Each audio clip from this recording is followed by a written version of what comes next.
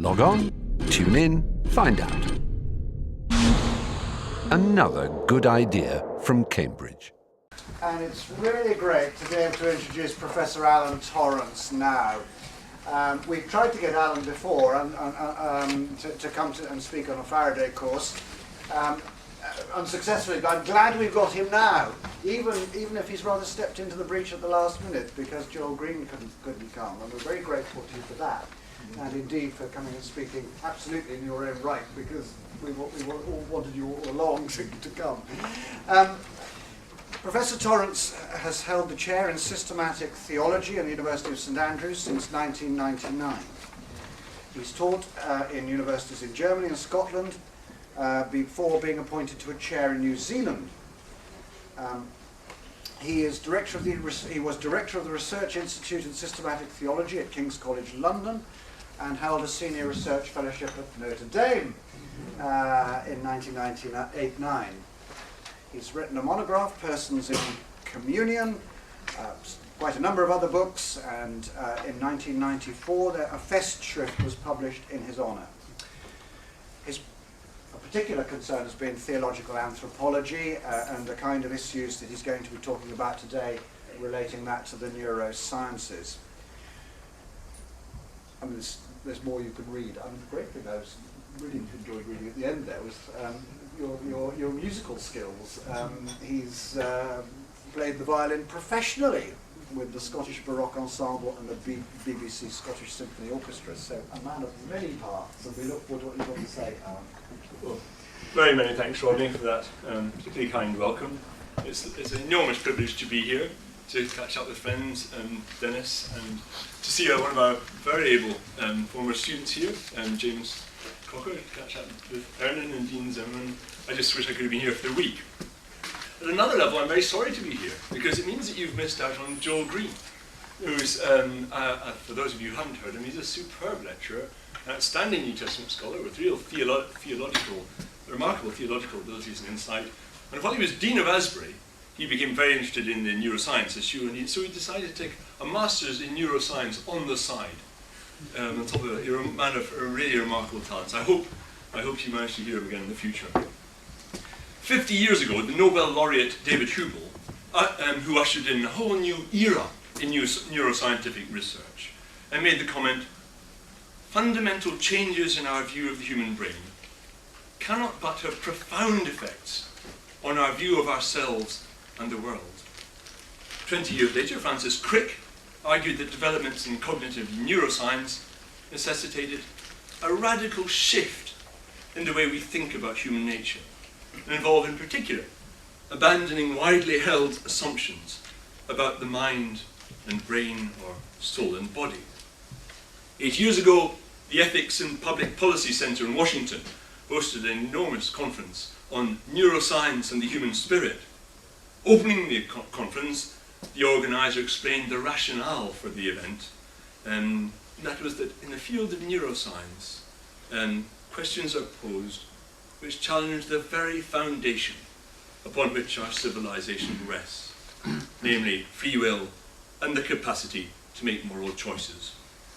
Much more recently, the philosopher Ted Hundrich has shown how developments in neuroscience lead to deterministic assumptions, adding that determinism is not a boring and ancient problem, but something that calls for really new thinking about what it is to be a self.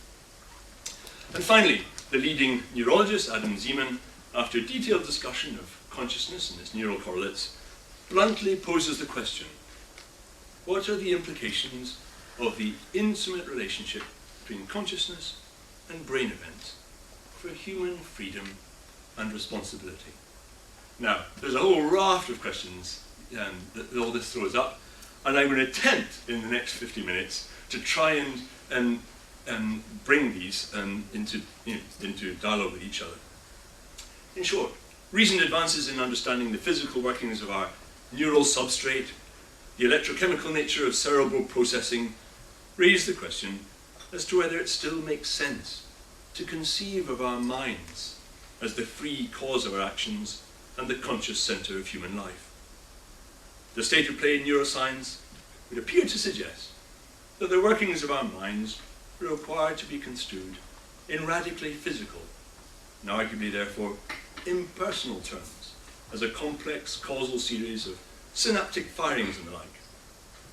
What appears to be at stake is the assumption that informs not only advocates of Christian belief, like myself, and ethics, but our everyday approach to life and society and justice, namely, that we are human persons who are essentially free agents who initiate decisions and take responsibility for our actions. Now, all this might appear to suggest that the last 30 years should have proved a thoroughly depressing and demoralizing period for theologians like myself. However, quite the opposite, quite the converse. When I studied philosophy, my first degree was in philosophy, 30 years ago, right? Considerably more than 90% of all analytic philosophers thought it was logically incoherent to be a theist. In fact, you could count on the fingers of a mutilated hand the number of non-closeted Christian philosophers. That situation completely and profoundly changed in the last 30 years, and we've seen just a transformation in the discipline.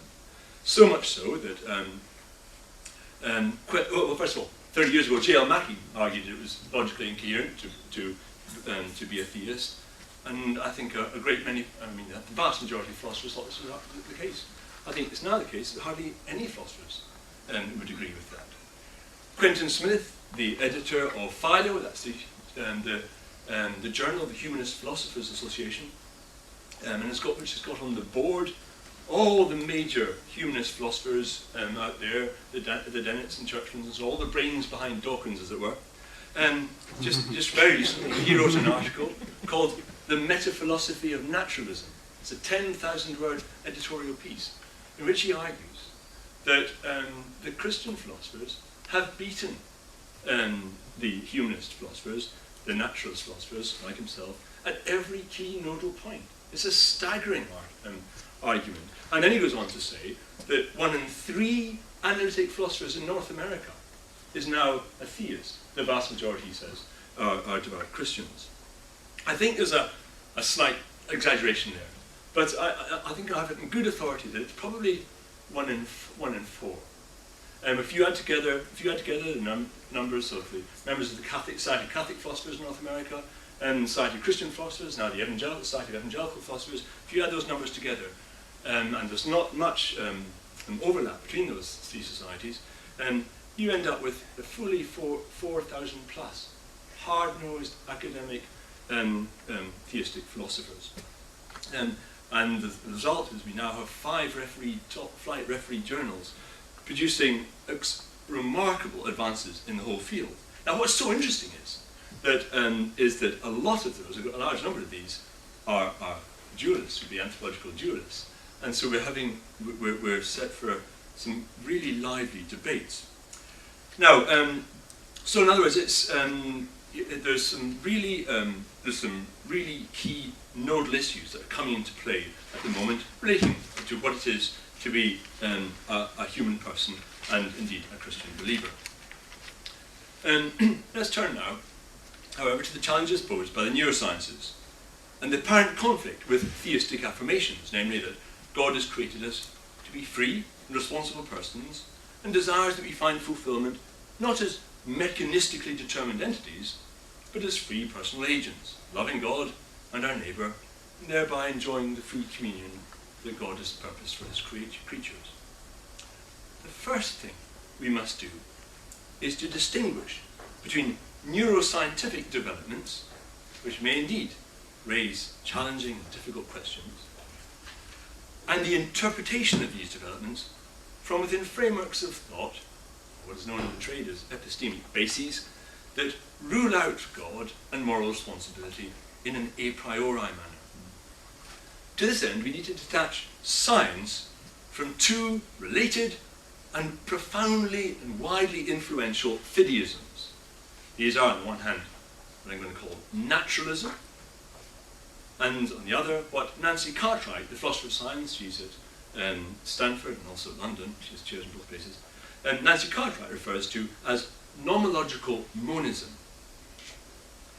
Both of these fideisms, I think, require to be rejected if science is to be liberated from what becomes a kind of distortive cramp. So what, briefly, is naturalism? Well, one could easily give an entire paper on that, in fact a whole series of lectures on that, and if one were to do so, one would find oneself introducing the debate in which Aaron McMullen has been actively involved. Naturalism, as Roger Trigg puts it, is the view that reality is wholly accessible, at least in principle, to the natural sciences. Reality is wholly accessible, at least in principle, to the natural sciences, and that nothing can exist beyond their reach. Or David Ray Griffin, this is not such a good definition there. Scientific naturalism is the generic sense, scientific naturalism in the generic sense is the doctrine that there can be no supernatural interruptions of the world's causal processes. Then Alvin Pantinger.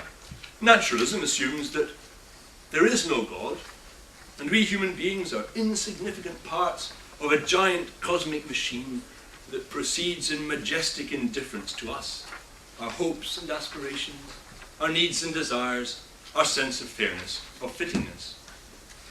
Naturalism is as old as Lucretius, Pantinger adds, and as contemporary as Davidson, Dawkins, and Dennett.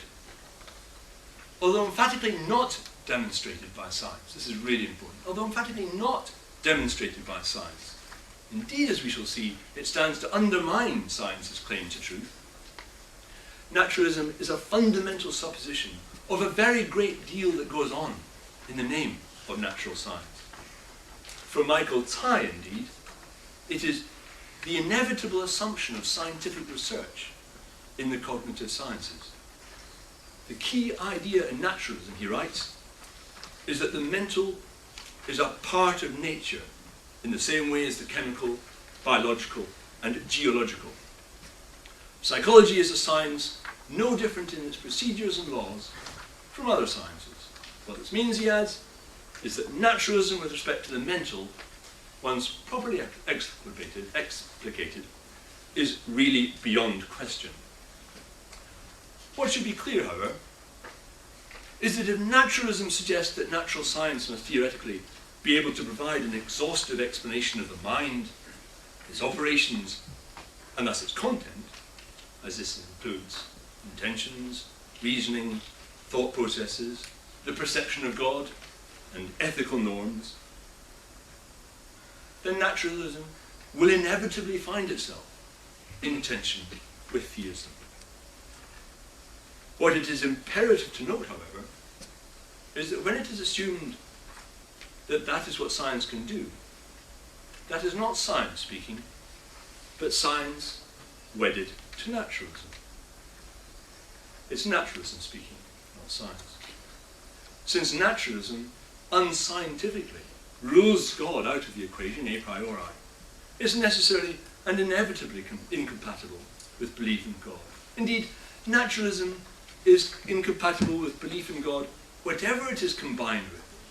If it's combined with neuroscience, or evolutionary theory, or the Bible, the Quran, or as Plantinga argues, the Farmer's Almanac.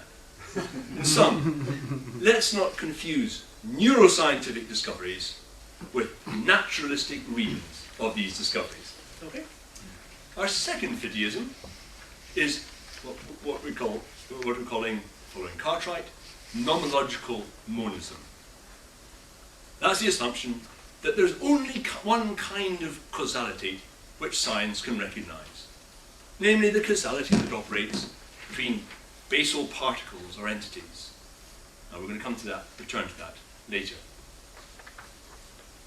Now I want to put this to one side. This is kind of scene setting. Put that to one side, and now have a little think about freedom. And I want to look at two types of freedom and an apparent dilemma. Is it the case that developments in neuroscience really do undermine the notion that we are free, responsible, and accountable agents as is so widely feared?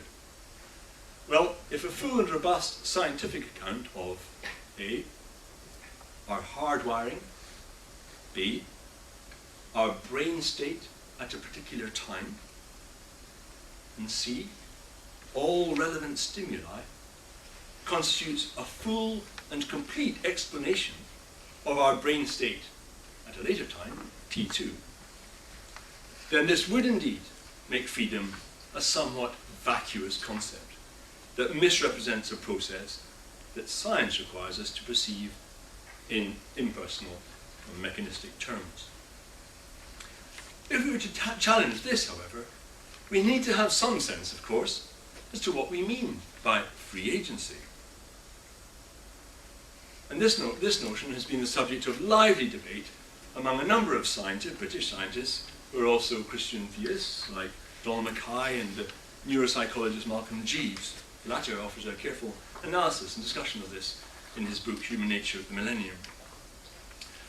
The debate as to what freedom might actually refer to has been couched in these recent debates in terminology borrowed from David Hume. Slightly ambiguous terminology, I have to say. The distinction is made between two different kinds of freedom. The liberty of spontaneity, on the one hand, liberty of spontaneity, and the liberty of indifference. The liberty of spontaneity refers quite simply to the subjective feeling or sense of non-compulsion, which we possess when we believe we're acting freely. Okay?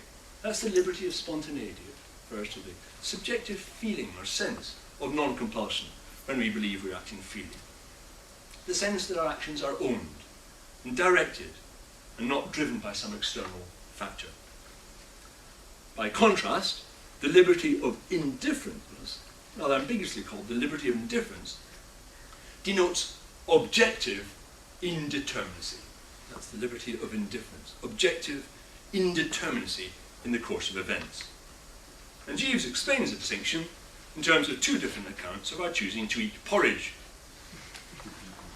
First, according to the liberty of spontaneity, if we were to replicate on different occasions the identical circumstances in which a person chose to eat porridge for breakfast, the person would always choose porridge, since choosing porridge is what the person wanted to do. On this account, freedom simply means simply a person's doing whatever she wants to do, free from pressure, compulsion, or, as Hume would have it, violence. The person here wants to eat porridge and doesn't feel compelled to eat it by some external constraint, which does violence to her wishes. And freedom on this account means no more than precisely that.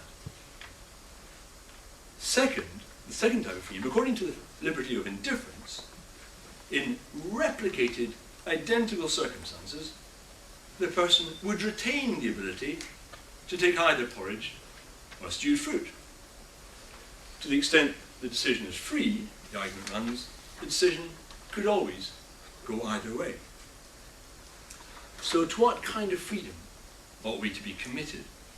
Well, let's start by considering the second interpretation of freedom. That's the liberty of indifference, where if you replicate the same situation over and over again, the decision could be quite different on each occasion. All right? That's liberty of indifference. Let's start by considering this. The appeal of the liberty of indifference is that it rejects any tightly mechanistic account of human action.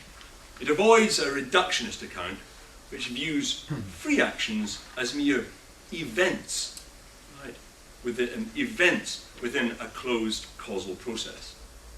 It implies as such a genuine indeterminacy in human agency that allows for the kind of space for responsibility that a mechanistic model leaves out. At times, such indeterminacy may be irrelevant, a matter of mere indifference, but at others, it is extremely important. For example, the claim that what we're affirming is true, the claim that what I'm saying is true, is enormously weakened, it would appear, if our utterances can be nothing more than the outworkings of our physical programming. There has surely to be a level of indeterminacy at the causal physical level if we are to make sense not only of responsibility and accountability, but also rationality. To the extent that rational conclusions are held to be the result of free deliberation aimed at truth, rather than the product of a tightly determined mechanistic chain of events. It's precisely here that you may notice a connection now between the question of freedom and the advocacy of naturalism. And I'd just like to turn to this very briefly, because it's I think, a relevant aside. A fundamental problem emerges here for naturalists approaching, naturalistic approaches to neuroscience, one that's been exploited famously by Alvin Plantinga, or notoriously by Alvin Plantinga, depending on which side of the fence you're on, with this famous evolutionary argument against naturalism. Let us assume evolutionary naturalistic premises for a moment, along with Dawkins, Dennett, Churchland, and others. These suggest that our brain states and operations are programmed and driven by drives and oriented exclusively towards fitness. That would mean that the faculties which generate the kinds of claims we have evolved to make are necessarily formed to produce whatever claims are most likely to facilitate this fitness, disseminate our genes. On this account, naturalism must regard its own claims as the product of these drives. But in doing this, it's hard to see how it doesn't weaken any suggestion that these are driven by a free, detached, and objective concern for the truth of the matter. For Plantinga, this is a major problem for Dawkins, and that Dawkins wishes to claim that his statements are true, whether or not they serve the dissemination of his genes. That truth is not, or these truth claims are not in any sense impinged upon or distorted by his, this inbuilt evolved motivation. Nowhere, however, is the connection between naturalism, neuroscience, freedom, and the truth question illustrated more graphically than in a quotation from one of naturalism's leading advocates, Patricia Churchland.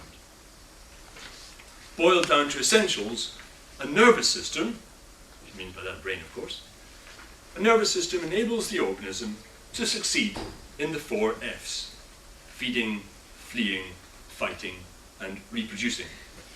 The principal chore of nervous systems is simply to get the body parts to where they should be in order that the organism may survive.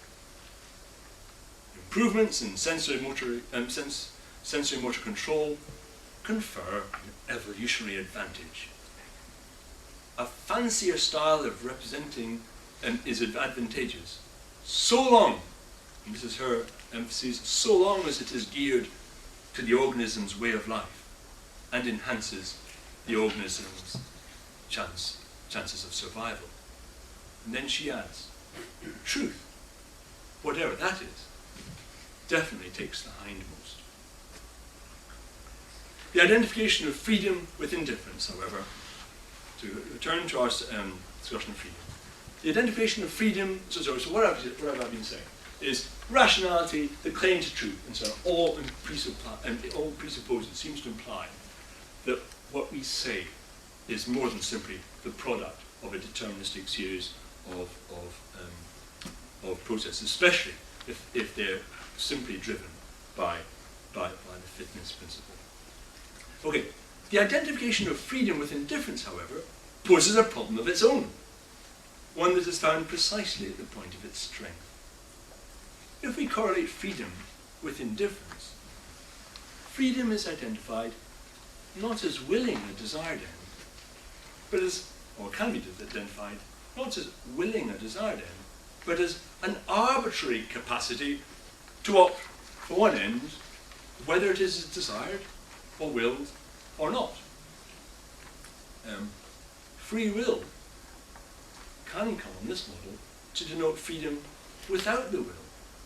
That is, without the willing. It risks, in other words, identifying freedom with the arbitrariness of whim, although even a whim is a kind of a causal desire. So this is what happens when one dichotomizes between freedom and intention, freedom and desire. And it's less than clear that that ultimately serves the aim of sustaining moral responsibility and the infrastructure of truth. Far from being the zenith of human existence and the essence of moral responsibility, freedom conceived in these terms risks becoming the capacity to act unpredictably, that is, in unreasoned or irrational ways. Whereas the strength of the first option, the liberty of spontaneity, is its avoidance of any dichotomization between freedom and desire or intention, it risks in reinterpreting freedom in deterministic terms. This would mean that to suggest that the child abuser, the rapist, or the tyrant is free translates to an acknowledgement that their actions are simply the uninterrupted outworkings of their brain states, with respect to which no external constraints are registered when they commit their crimes. What is more, the rest of us are no more free with respect to the enactment of our contingent brain states, and we imprison or punish them. It's not a major step from this position to suggest that the whole business of human action is to be regarded as morally neutral. Both the extremes of behaviour, the Hitlers and the Mother Teresas, as also the sins and acts of deceit for which each of us is responsible, become an expression of diverse brain states with respect to which the relevant agents have no responsibility. Now, if theism adopts that, the ramifications of such a position are clear, and indeed, I'm afraid, are held by a number of my good Calvinist friends. Every individual act of murder, rape, and child abuse, not to mention the Holocaust, in toto, requires to be seen as decreed, determined, and thus willed by God. For Christian thought, this involves what is to my mind a heretical suggestion that the one who says, "Suffer the little children to come unto me," is the same one who simultaneously in eternity programs millions of people throughout history to torture, abuse, rape, and murder them. Okay. Ought implies can. As Immanuel Kant was all too aware, and I think as we've all been, this should be becoming clear to us all, freedom is not something that is easy to prove or demonstrate, or even perhaps define. At the same time, it's the necessary condition of accountability, and indeed rationality. For Kant, it was a necessary postulate of a moral universe. If there's no freedom, there's no morality. To say someone ought to do X implies that she can do X. This, however, is a dictum that cuts two ways. If we can't but do X, then surely we can't be blamed for doing X. Galen Strawson, who's presently a professor of philosophy in Reading University, is one who argues that we really aren't free to do other than what we do. His challenge to the notion of moral responsibility and accountability exposes very neatly the threat that neuroscience is perceived as presenting. So I'll just spend a little bit of time, just a few minutes on Galen Strawson, and then we're going right back to what I think is the nub of the question, how we can think about the self, whether we can make sense of the self as a free agent in dialogue with neuroscience, and what the conditions are for our doing so. Okay, Galen Strawson. The essential form of Strawson's argument is as follows. Nothing, first step, nothing can be a cause of itself. Nothing can be a causa sui. Second, in order to be truly morally responsible for one's actions, one would have to be, in some sense, a cause of oneself, a cause of who one is, at least in certain crucial mental respects. Third, therefore, nothing can be truly morally responsible. Here's the argument, slightly spelled out more fully.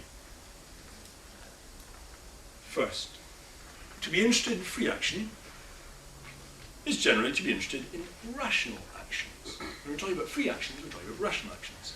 That is, actions that are performed for reasons. Second, how one acts when one acts rationally is necessarily a function of how one is, mentally speaking. 3.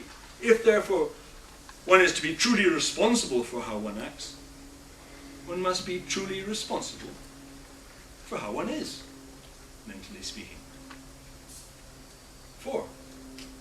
But to be truly responsible for how one is, mentally speaking, one must have chosen to be the way one is, mentally speaking. And one must have succeeded in bringing it about that one is that way. 5. But one cannot really be said to choose, in a conscious, reasoned fashion, to be the way one is, mentally speaking, unless one is already equipped with some principles of choice. That is, with preferences, values, and ideals, whatever, in the light of which one chooses how to be. Right? One can't choose how to be, how one is to be, without some framework of preferences, ideals, and values. 6.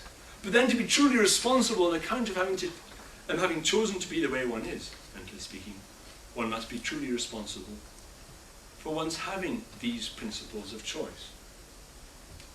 But for this to be so, one must have to have chosen them in a reasoned, conscious fashion. But for this to be so, one must already have had some principle of choice and so on. And what he's produced is an infinite regress. True self-determination, he argues, is logically impossible, because it requires the actual completion of an infinite regress of choices, of principles of choice. What Strawson has sought to provide is famously, an enormously influential argument, this in philosophy. What he sought to provide is a reduction to absurdity of the claim that human beings are morally responsible. Now, there are ways of responding to Strawson. I don't think it's a knock-down and drag-out argument. There are ways of responding to Strawson. But what should immediately be plain to everybody here is that it is extremely difficult to respond to this kind of argument if human beings are defined in terms of a successive series of brain states. Why? Because the fundamental problem with reconciling free autonomy with the identification of the self with physical brain states is that any attempt to introduce responsibility will inevitably commit us to this kind of infinite regress. Right? Brain state is always going to be the product of a former brain state, and there's no way that we can somehow stand behind that series of brain states to shape it or direct it. Because the fundamental, it seems particularly problematic to suggest that a brain state can be a cause of itself. Every brain state requires to be understood in the light of a previous brain state. To the extent that a brain state is brought about, the morally relevant cause of that is to be understood as the intentionality identified as the brain state at T1. And the cause of that intentionality, the brain state at T2, and so on. And there you have the beginnings of your infinite regress. In sum, it appears difficult to make sense in this understanding that the buck stops with the self in the way that we assume in everyday life. So does contemporary neuroscience require us to assume that the buck just doesn't stop? Do these remarkable developments, very recent developments in neuroscience, commit us to a view that we are just a series of brain states, and the buck just doesn't stop? That it no more stops with the billiard player than it stops with a cue, or indeed the billiard ball. Here lies, in large measure, the appeal of dualist anthropologies. And it's one of the reasons, I think, that so many of those Christian philosophers that I talked about earlier are committed to substance dualism. Although it may not address the logical force of Galen-Strawson's argument, by the way, Galen-Strawson's argument can be, might even apply to God. I mean, Galen-Strawson certainly didn't think that if God existed, it would apply. Even God couldn't be a cause of himself. But that aside, although it may not address the logical force of the Aristotle argument per se, it suggests dualism, or that kind of account, suggests the self as more than simply a series of physical brain states, and by doing so opens the door to the suggestion that the self may, at least to some degree, be a relative cause of itself. In short, it appears to postulate an origin of action that transcends the succession of physical states, and of whom it may indeed be said that the buck stops, or indeed starts. However, and we can't go into this, I'm sure Dean discussed this earlier in the week. However, traditional forms of Cartesian dualism that suggest that the mind is somehow radically and profoundly different from the body appear increasingly difficult to reconcile with advances in neuroscience. Recent research appears ever more successful. There's almost an exponential increase in the success of neuroscience to understand our thought processing. A recent research shows, with ever greater success, how one can map thought processes, even ethical decision-making, onto physical events in the brain. By looking at MRI scans now, we can tell quite straightforwardly, for example, and almost complete success, whether someone is thinking about a house or a face. Certain parts of my brain light up if I'm thinking about a house. Other parts light up when I'm thinking about a face. As we all know, certain parts of the brain are clearly particularly involved in moral decision making. Just back in the year 2000, Malcolm Jeeves discusses this. Our teacher in the States, who's a kind of happily married man with kids and so on, who taught in local school, suddenly found collecting totally inappropriate pictures of children and adolescents involved in sex acts. And this was perceived to be totally atypical. And then he was involved in some further actions which led to his being charged and actually sent to jail. Very sad for the family. Not long after, it turned out that he had a tumour, right, on a particular part of his brain. The tumour was removed, and he instantaneously returned to his former state. He just didn't have any problems or desires to engage with material. He was released early, and then about very recently, 4 or 5 years later, he was found indulging in the same activities again. He had a brain scan, and the tumour had regrown. I mean, that's just a one-off example, but it's increasing. And earlier this year, I had the distressing experience of watching my wife die of cancer, which spread throughout her brain. And just my own experience over periods of 4, 5, 6 weeks, I was able to see changes in her thinking, in her thought processing, and that mapped perfectly with the dissemination of the cancer throughout her brain. There was just a tight mapping between our thought processes and the physical process of our brain. Right. So, is there a way forward? I've thrown out a whole mass of kind of problems and puzzles and so on. Now the question is, can we come back to ground and try and present a picture that might present a constructive way forward that brings neuroscientists and Christian philosophers and so on into some kind of really into constructive engagement with these kinds of issues? Well, one of the most appealing approaches of recent years for neuroscientists has been adopted by a couple of Christian thinkers, actually several Christian thinkers, but most notably Nancy Murphy and Warren Brown. Right? They repudiate dualism and argue for what they call non-reductive physicalism. All right? So they want to affirm, the neuroscientists people want to affirm, that we are physical organisms, right? That we are material organisms. But that doesn't commit us to a reductionistic understanding of the self. That doesn't commit us to saying that we're just a series of successive, causally determined, causally connected brain states. So this approach espouses physicalism, which is the view that a human being is a physical entity, a physical substance with a brain and a central nervous system.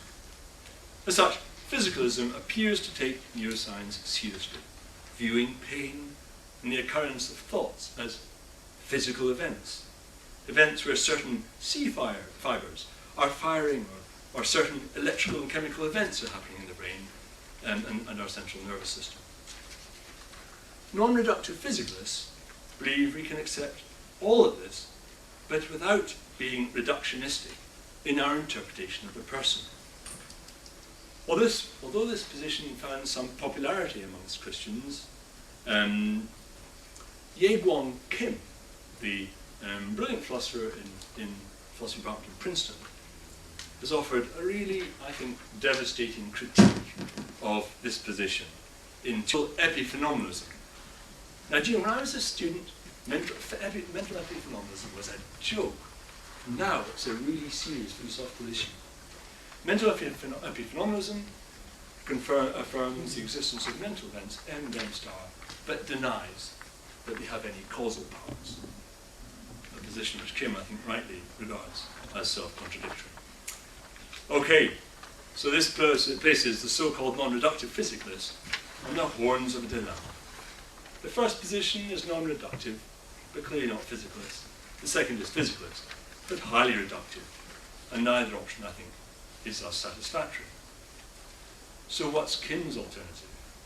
Well, Kim is a physicalist, albeit, I find this so endearing, you really must have a look at his book. A very anxious one. I've hardly ever come across, other than actually David Hume was like this when he wrote about the self. He admitted to being completely lost on how we could think about what it was to be a self and so on. Kim, at the end of his recent book, argues that he's a physicalist, but goes on to say how totally inadequate it seems to be in making sense of everyday experience. Kim thinks that all higher level causation, for example, the kinds of causation that we associate with thoughts, ideas, mental events, ride piggyback on more basic causal interactions. When we think that a complex entity like a thought or a personal commitment is having a direct causal impact on another person, for example, this is only apparent. The real causal relation belongs exclusively to the simplest, the most basic physical components or constituents of these entities. That is, he ends up denying causality to anything other than the most elementary physical components. He writes, all causal relations involve observable phenomena. All causal relations from daily experience are cases of epiphenomenal causation. In short, nothing more complex than the smallest subatomic entity can have any causal power. No emergent structures, such as thoughts or deliberations or logical arguments, or any such processes can have any causal effect on anything whatsoever. They are merely epiphenomena. Whereas complex individuals, be they human agents, animals, flies, billiard balls, or arguments, may appear to have causal efficacy. In actual fact, they have none. No complex individual can have any kind of capacity for downward causation. What this means is that no philosophers or neuroscientists' argumentation can per se have any causal impact whatsoever on anything or anyone. Now that is a highly counterintuitive position.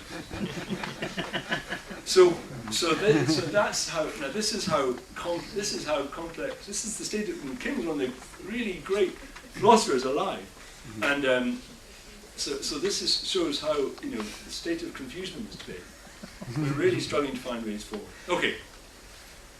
Kim presents us with a choice. We can opt for physicalism, accept its reductionist consequences, and interpret all mental events as riding piggyback or supervening upon the only kind of causality that has any reality. Or we can return to Cartesian dualism. But might there not be a third way forward? As T. Rockwell argues, immense problems emerge when we opt for a physicalist denial of emergent causal processes. To reduce all causality to the nexus of causal relationships between absolutely basic microscopic entities generates totally counterintuitive events, counterintuitive results. For example, when Dan Murphy mocks Joanna Blogg's red hair, with the result that she reports him to the teacher for cheating in his maths exam, the only actual real causal events taking place here are those basic physical causal connections between all the individual subatomic particles, or quarks, or whatever quarks are composed of, which compose Murphy, Blogs, the sound transmission, the maths exam, and so on. In fact, we're really only talking about myriad interactions between subatomic particles which recognize no causally relevant boundaries whatsoever between Murphy, Blogs, their skin molecules, the air molecules that surround it, and all that constitutes the mass exam, whatever physical particles these might be. And put simply, causality on this account doesn't recognize individual entities of any kind, either conscious or non-conscious, with any degree of complexity whatsoever. All the relevant subjects and objects in this statement are epiphenomena, which have no causal status or relevance in and of themselves. Clearly, such an account raises a whole host of questions, not the least of which are the following. How can this kind of approach make any sense of how the mind can think through complex theoretical arguments, where each step along the way leads conceptually and deductively to the next and causes the next? How can such conceptual links possibly be explained exclusively in terms of the series of causal relationships between basic physical particles? A question of causation. In 1999, the eminent philosopher of science and fellow of the British Academy, Nancy Cartwright, wrote a book in philosophy of science which serves to suggest an interesting alternative to dualism and physicalism, and she calls it pluralism. This is the view that patterns emerge in physical processes which themselves have genuine causal powers as complex patternings. This is the view that, in support of this, she repudiates the fundamentalist assumption that all facts must belong to one grand scheme, whereby the world is understood in terms of the operations of one single kind of causal law, what she describes as nomological monism. Okay, that's the concept I introduced right at the start. We're back there. Rather, it requires to take account, in other words, when we're making sense of the world, we're required to take account of diverse patternings and interactive processes. What this suggests is a highly complex world, what she describes as a dappled world, characterized by a patchwork of laws. This is a world in which there is a variety of macroscopic patterns which have a causal impact on the shape of things, which generate top-down effects. As Rockwell points out, some of these would be able to control the particles they were made of, rather than exclusively the other way around. These complex realities might be able to control the causal impact on the particles that constitute them, rather than there simply being rather than the other way around. He adds mental processes could be one kind of emergent phenomena, but not the only one. Our mental processes, therefore, become simply one of many different kinds of emergent properties. We're just going to go on to another 4 or 5 minutes for those of you. The fundamental question around which this whole debate about neuroscience, brain states, mental causation, and moral responsibility revolves, therefore, can now be seen to concern the question where precisely causal properties are located. I think that is the question that stands at the core of this whole multifaceted debate. Very simple question. where precisely causal properties are located. Do they belong to physical objects? If so, are they only to be found at the level of microscopic physical entities, the microscopic physical entities that compose those physical objects? Or could they be found at the level of complex entities, say a fly or a bird? Does that have a kind of causality that is more than simply the causal relations, the totality of causal relations between the molecules or the microscopic entities which constitute them? Is causality to be found at the level of complex entities, of higher level patternings? If this is the case, might they not also be found at the level still higher and still more complex kinds of reality, like minds, or indeed persons? Persons would then be seen as having genuine causal powers and be emerging from, but not identical with, mental states.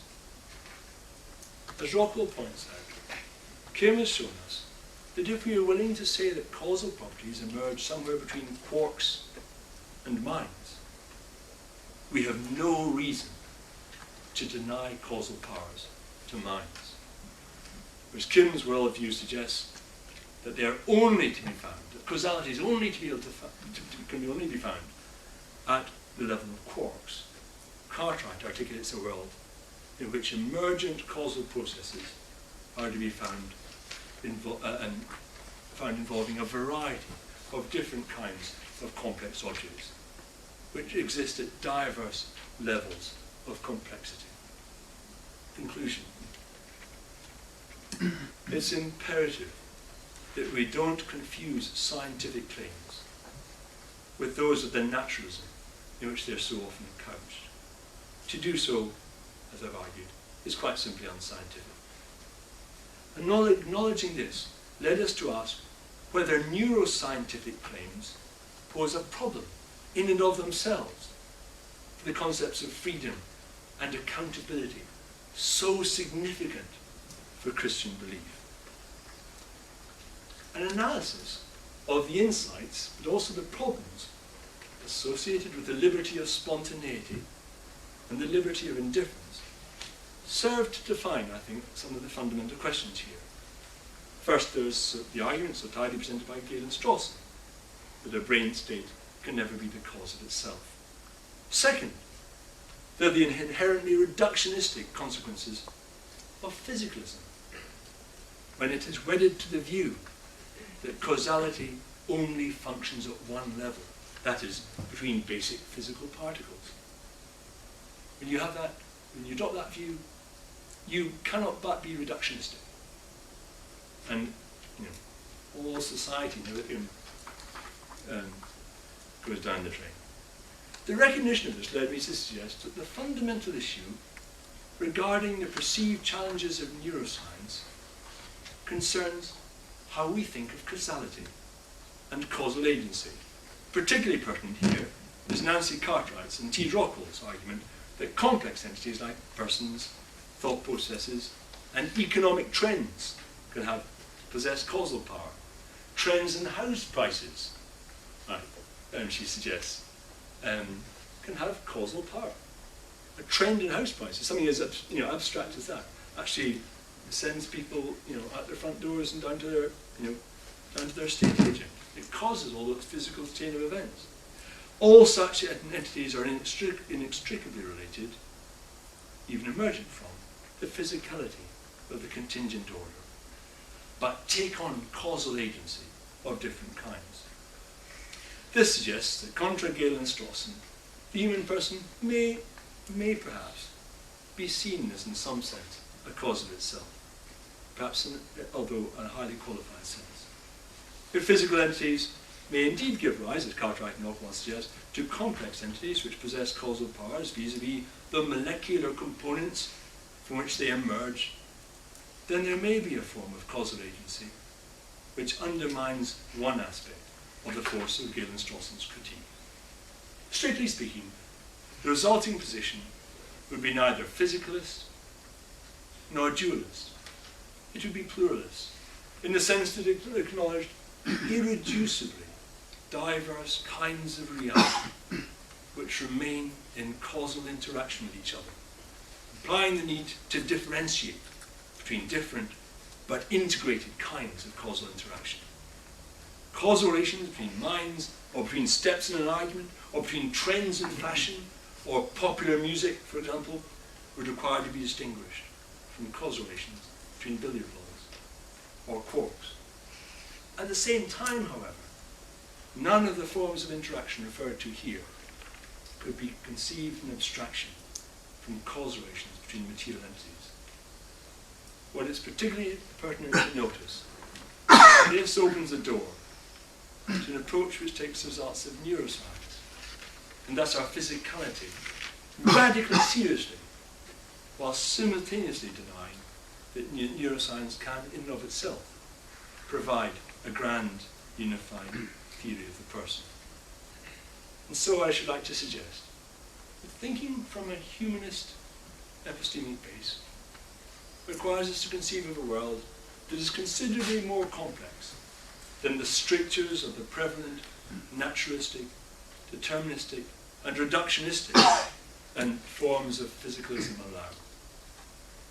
Physicalism can't even make sense of its own claims, let alone the scientific enterprise. It's a fortiori the case, therefore, that thinking from a Christian epistemic base or a theistic epistemic base should make one that much less surprised by the richness and variety of the contingent laws and structures of this world. A world in which human persons are indeed, I think, created to love, to take responsibility, to pray, and to respond to God's free dynamic engagement with us in Christ and by the Holy Spirit. What should be clear, therefore, is that Christians involved in science, as also in academic theology, should have the courage to disentangle the genuine deliverances of objective scientific research from the confused and restrictive epistemic bases, nonological monism and naturalism, in which these deliverances are so often couched and from which their ramifications are so widely interpreted. This is necessary not simply for the proper interpretation of Christian theism, but for the well-being of science itself. Many thanks.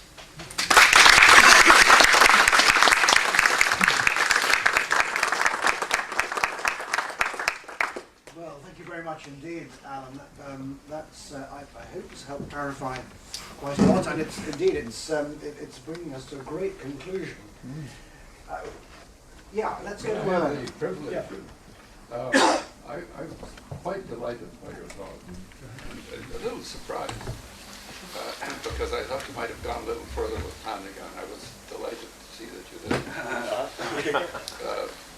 You very neatly repudiated dualism, which I think is perfectly correct. But there, of course, planning would not agree. But what I want to suggest is just a small point, because I really do think that you have a dead right there at the end. But I'm not sure how I would describe it, because it seems to me that there is a problem. I mean, let me put it very quickly this way. It seems to me that your position at the end is in fact a form of physicalism. And what's wrong is the definition of physicalism that was given earlier on. I mean, Nancy, we get the Nancys confused. I know. Nancy Murphy, Nancy Murphy. There are two Nancys here, and you've got to keep them separate, although there's a lot of similarity between them. But I think that Nancy Cartwright and others with her made a great mistake in supposing that you've got two levels that have to be put in causal contact with one another. That's clearly not right. What's wrong, and actually Nancy Cartwright isn't always as clear on this as she should be. What you have here is not two levels. Like, you're trying to figure, does the top mental level affect the bottom level? Does the bottom level affect the bottom? It's absolutely essential to be holistic here. You don't have two levels. you only have one thing that's acting. I mean, if it's a mental event, it is in fact an event of the whole thing, which is both mental and physical. Now, it has a physical aspect, of course, as the physicists can tell us, quarks and all the rest, but it has indispensably an emergent property of mentality, which is in some sense dependent on it. It's obviously in some sense dependent, but it's because there's a new property, not somehow detached at the top. It's a property of the whole thing. So it's very important, I think, to introduce a kind of holistic emphasis. Cartwright is so persuaded about the differences of laws. I mean, I've argued this with her before. I mean, she's dead right about the dappled world, all right. There are different kinds of laws, but you must not suppose that somehow a law emerges and leaves the rest behind. What happens simply is that the whole mess is far more complicated. Because instead of a rather simple gravitational property at the bottom or whatever it happens to be, it turns out that when you put together a whole as complex as this, what's between my ears here, then all kinds of new properties emerge. And so I think, but see, I would like to still call that physicalism, because it is a form of physicalism. It's not a physicalism that separates the levels. It's a physicalism that is holistic. But it's still, in some sense, physicalism. I think the danger of repudiating the label physicalism is that it seems to push it in a sort of epiphenomenal direction. I'm making a simple plea here for the term physicalism. Right. Otherwise, I'm fully agreeing. No, that's very, very helpful. And I just, I think we're probably very close. I think probably both of us to. I mean, your account is very like St. Thomas, like St. Thomas's, which I actually like. I mean, that's where I am, as you probably gather. And I'm nervous about the term physical, because when I think of a really an piece of abstract argumentation, right, I want to say that that's real, right, that it's got causal power, right. I mean, look at the impact of Dawkins' book, for example. Okay, but do we want to describe that when we describe that reality as physical? Well, that's okay. I mean, physics just means nature, right? But I think we can mislead people because physical's got a certain currency, as you know. Out there. Of course, I'm trying to rescue it from that, and perhaps that's a lost cause. I mean, I think we're in. I mean, perhaps the problem I'm wrestling with is that Nancy Murphy and Warren Brown also talk about emergence and the kind of thing that you've talked about in a way, and they do have lots of complicated interactions and so on, feedback loops and all kinds of things, Warren Brown. So, I mean, but you're obviously distinguishing that view from the Nancy Cartwright view. Yeah, well, he wants to use information theory, okay, as you well know, to kind of resuscitate. And the question I find myself asking is, in what sense is he arguing for physicalism when he started to do that? Is he just talking about a kind of a codification inherent in physical objects? Well, when we're talking about intentionality and abstract concepts, I think reality is richer than their use of the term physicalism. But I think the hard fact of the matter is, I think we're all agreed there's some really difficult semantic issues that have to be worked through here. Great. Okay, more questions. Well, now we've got a host of them. Lydia. I have two questions. So first, I wonder why you pick out Nancy Cartwright, because her model includes this dappled kind of disorder, so it doesn't really match. So why do you prefer Cartwright to my more orderly, say, construed emergent accounts? So that would be my first question. And the second is, so the traditional, say, Trinitarian Christological dogma forced Christian theologians to develop a notion of person which was different from the notion of nature. And I wonder if this difference has a bearing on the whole issue we are discussing. And I don't see it, even in Christian philosophers discussing the issue. There's no link made to the notion of person as it's used in Christology. So how this is music to my ears. I'd love to have a conversation with you about this issue. Goodness. Okay. Right. I can only give just a quick response. All right. There's a fascinating conversation to be had here. I actually think that, well, as we both know, the concept person is a uniquely Christian contribution to the language, right? And no one discusses this more fully than John Zizioulas. You know, are you aware of Collins and John Zizioulas' discussions of this? No, I'm not. All right. It's really right. So in other words, I think there's a unique conceptuality that stems from the Christian tradition, which has been taken over by our culture, but actually won't be able to be sustained outside of all that goes with that, with Christian theism, right? And I think we're perceiving, challenges to that. So I'm quite unashamedly of the view that the category of person, the concept of person, ultimately only makes sense within the context of a Christian epistemic base, right? And I don't think we should try and step outside of that to justify it or whatever. But actually, just very, I'm not quite sure where exactly you wanted to go, but we can have a chat, further opportunity afterwards. Back to Nancy Cartwright, I'm being very selective, and you spotted this too. I'm not wanting to endorse. I mean, she's not, as far as I know, she's not a theist at all, is she? No. I mean, she's a kind of a naturalist, all right? Of a certain kind, right? But what I'm wanting to do is take certain features of her work, of her arguments, which I think are really, really interesting, are really seminal, and run with them a bit. I'm not wanting to endorse her whole approach to the way laws function.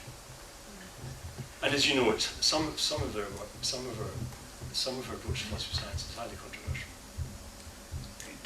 But her challenge of nomenological monism, or whatever, I think is really significant. And so we don't need to buy the rest of it. Okay, Dean. I wonder if you want to endorse this aspect of Cartwright's views. She says, well, what you're doing when you're doing, say, physics is you're setting up this elaborate situation where you're screening out all sorts of other things, and then you come up with a regularity, and you write it down, and you say, okay, that's a law. Yeah. But you shouldn't think that what you've now found is this exceptionless thing, this iron thing that has to hold everywhere under every set of circumstances. I was thinking that aspect of her view would be very important to you, given your commitment to libertarianism with respect to free will.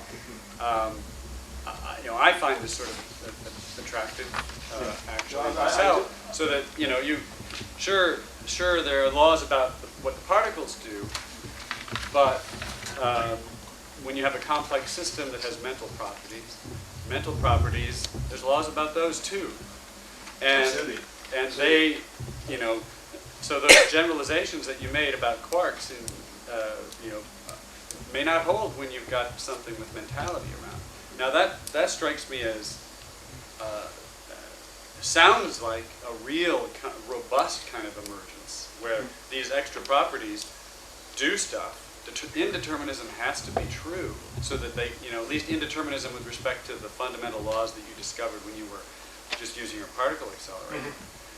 So those laws can't just hold everywhere and absolutely. So it strikes me as a real strongly emergentist kind of picture, maybe more emergentist than she realizes. Or maybe she does. Maybe that's what she's after. But you endorse all of that. Yeah, I do actually. No, I'm going with that. Yes. Yeah, absolutely. Thank you. That's a very, very interesting point. Yes, thank you. Paul. Thank you. Thank you very much for your talk as well, sir. The sentence or the phrase, nothing can be a causa sui, sounds to me very much like a reformulation of Gödel's theorem. Yeah, right. Could I be impudent or enough to repeat a question that I asked Professor Clark this morning? Sure. Do you think the brain can fully comprehend itself? You mean, do you think that's a hypothetical possibility? Well, could that ever happen, you mean? I'm worried that all that you're doing at the moment is coming out of your brain. Yeah. And what you're talking about is the brain. Yes, indeed. Can a tool understand itself? Yeah. Okay. There's a delightful little discussion in Gilbert Ryle's The Concept of Mind, called The Systematic Elusiveness of the Notion I, where he says that the brain's always going to be a day late for the, at the very least, he says, we're always going to be a day late for the fair, because we can never grasp our grasping, right? So there's always going to be an elusiveness, right? Or a systematic, systematic elusiveness, attaching to any attempt by the mind to capture its own essence. Yes. Okay, it's always going to be, it's like the dog never catches its tail. We're always a day late for the fair, as you can say. And I think there's all sorts of ways in which we can say no, that we're always going to be approaching, hopefully approaching a point of comprehension. But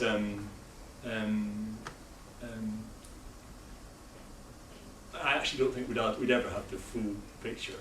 But that might be for a whole host of reasons. Right, it's just that we at root considering purpose, the roots to purpose. And I wonder if a component can ever understand the purpose of a system of which it is a component. That's right, I was slow there. Yeah. And I certainly don't think that we could ever understand our brains simply by applying our brains to themselves. Right? I mean, just to put it very simply, as you probably gathered, I actually don't think we can even begin to understand our brains and our mind without understanding God. Yes. From a Christian epistemic base, you couldn't possibly really understand the way we are without understanding the mind of the Creator. So the answer is emphatically no in that respect. Right. Thank you. Now, your hand's gone down. Well, I'll have time later. Okay. Dennis. Oh, I just wanted to, I mean, this is a very sort of simple point, but, coming as a scientist, not really a philosopher, but it seems to me your dappled world of multi-causality is one that's actually, I'm so glad you said it was extremely mundane and very familiar. I mean, in a sense, I have a sort of problem with why philosophers have a problem with multi-causality, and in a sense, because it's so part of the daily language of science in all kinds of different areas. I mean, we just get used to having different causes for things that we don't worry about. Now, I was thinking particularly of my laptop. I take the data, from a postdoc in the lab, and we look at it, and so we use a statistical package, to work out certain results on the laptop, let's say, so the language of the computer. So in one sense, the statistical package is causal efficacious Absolutely. for the results that we get. We put in our paper, so that's one level. Then at the same time, the computer software is doing that, right? That's causally efficacious for that as well. The postdoc is causally efficacious, and their thoughts in setting up that experiment, that's also causally efficacious. And we could probably add about 3 or 4 different levels of causality. And I can't see any problem. I mean, obviously they're all right, and they're all fine, and they all have different levels of understanding, simply revolving around my laptop. So I just wanted to reflect on that. That it seems to me that multi-causality. So where's the problem? Yes, I don't see the problem. It's so common in our everyday understanding of the way things work with different causal levels, and they're all causally efficacious. And why do philosophers have a problem with that? I don't see where the problem comes in. Well, that is really encouraging, actually, because simply because once I tried out some of these ideas, the people who've been most upset with me have actually been the scientists, not the philosophers, because they think that I'm producing such a complex world that all of a sudden it's very difficult to make sense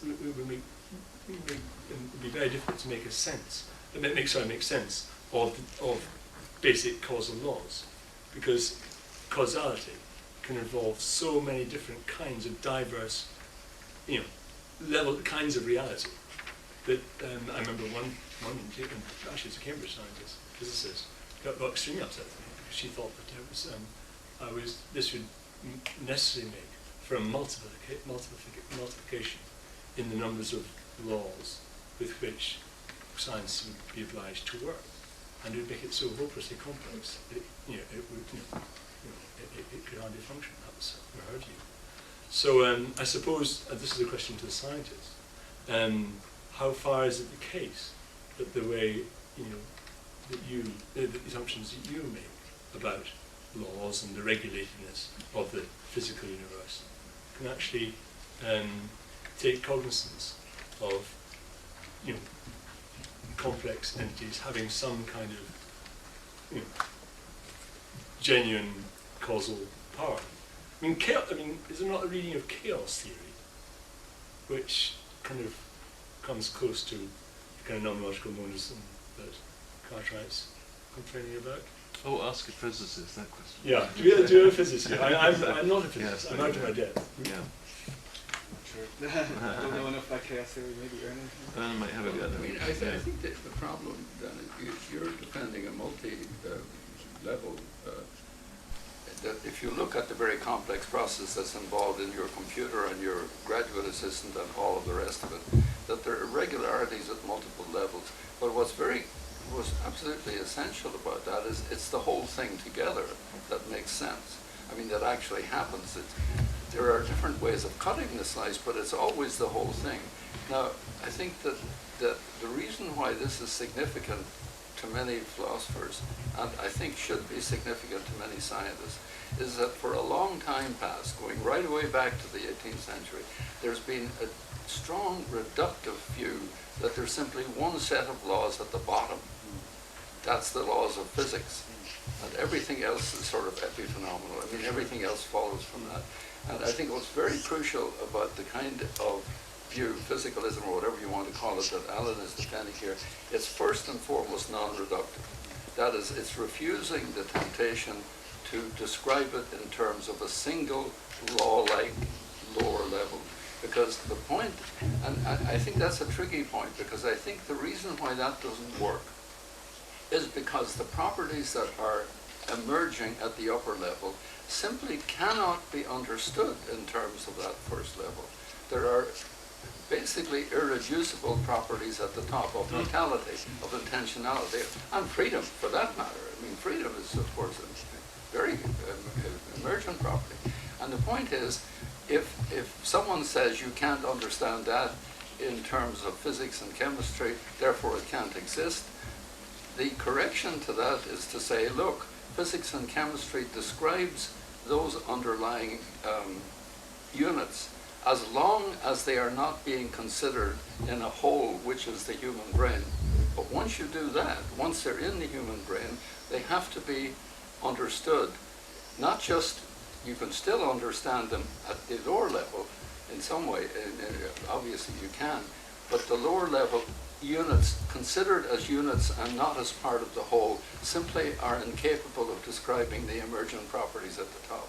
That seems to me, I mean, that's your view, Alan, isn't it, I think? Yeah. But you see, what's crucial, it seems to me, in all of this, is the issue of reduction. If someone like Churchland is a kind of the figure that everybody loves to hate. Sure. I mean, She's honest. She's wonderfully honest. That's I right. know, but I mean, every field needs a Dennett or a Dawkins or a Philip Johnson. I mean, if Philip Johnson didn't exist, Dawkins would have to invent him. Yes. And more important, if Dawkins didn't exist, Philip Johnson would need to invent him.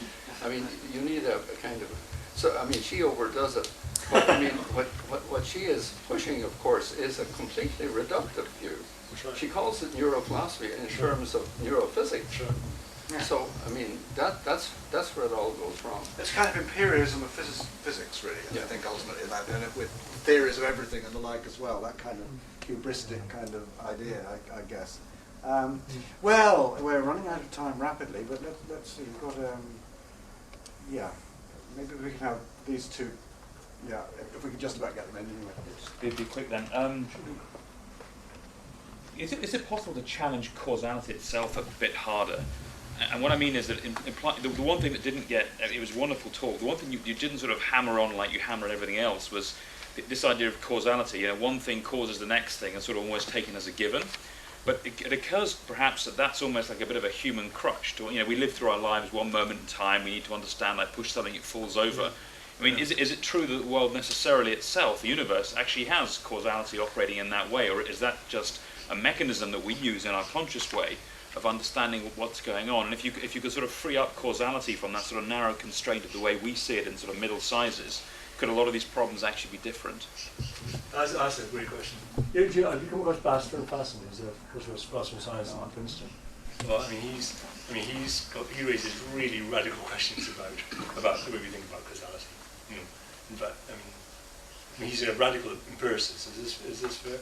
And he's not even sure that anything that he resembles what we assume causality to be exists out there. And to be absolutely, I've got to be absolutely frank with you. I'm slightly out of my depth here. This is work in progress, and I've got an awful lot more thinking to do about exactly that kind of question. But I've been, yeah. There's some really interesting issues to be raised there. Thank you. Maybe the final question. Yeah, what do these multiple causalities or levels of causality have in common? Sorry? What do these multiple causalities or levels of causality have in common, would you say? We have in common with each other, or we have in common. I suppose we.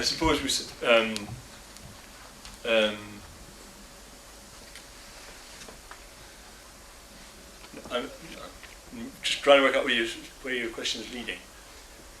There are various ways of thinking about the relations. One term, for example, is one analogy or metaphor that's used is supervenience, right? Sometimes people say that one level supervenes upon another, like, for example, a great work of art, right? If you pixelate a Van Gogh painting, all right? Where is the beauty of the painting? Is it just the arrangement of the pixels? Is it nothing other than the arrangement of the pixels? Well, what people want to say. I mean, the father of this concept was R.M. Hare, I think I'm right saying. He wanted to say that the beauty of the picture isn't identical with just the arrangement of the colours. But you can't have the beauty without the arrangement of the colours. It, as it were, supervenes. The beauty supervenes. And when we're talking about these different levels, right? Obviously, if they're not self-contained, different levels, they're related obviously in some manner. And if we're talking about emergent causation, we're talking about a relationship which is very often understood in terms of this metaphor of supervenience. Okay, so we're making distinctions, but we're not introducing dualisms between the different levels, right? Am I heading in the right direction? Or? No, I just wonder how you can make levels of causality and not say that finally they're reducible just to causality. They're reducible to causality. Well, I think causality is just perhaps a loose word, and I think this one was you were perhaps trying it. We're talking about law-governed forms of connection between things, right? I'm not sure what else to say. Maybe some other people can help me out on this. Different narratives of the same story. I think that might be right. I think that's right. The different narratives. I think because the causal connections can become a bit of a red herring in some cases, can't they? They can. And they can be just different narratives about the same story. Actually, the whole story is connected, as Anand was pointing out. It's actually a whole story, but it's got different narratives. No, people were telling different narratives. No, and each narrative has its own causal efficacy, as it does within a novel or something. Yes, I mean, there are threads of causality running through novels that are in parallel, and they're each efficacious, but they're all part of the same novel. Oh. I don't know if that's a helpful metaphor. Great metaphor. So, yeah, exactly. Yeah. I think that would be. Rodney, could I say one sentence? Just one sentence. I thought about it. It was a curveball. Your reference to chaos theory and physics. No, it's absolutely right. Except that it's the unpredictability of complex systems from basic fundamental laws, not chaotic systems. Because complex systems would be a much more general thing.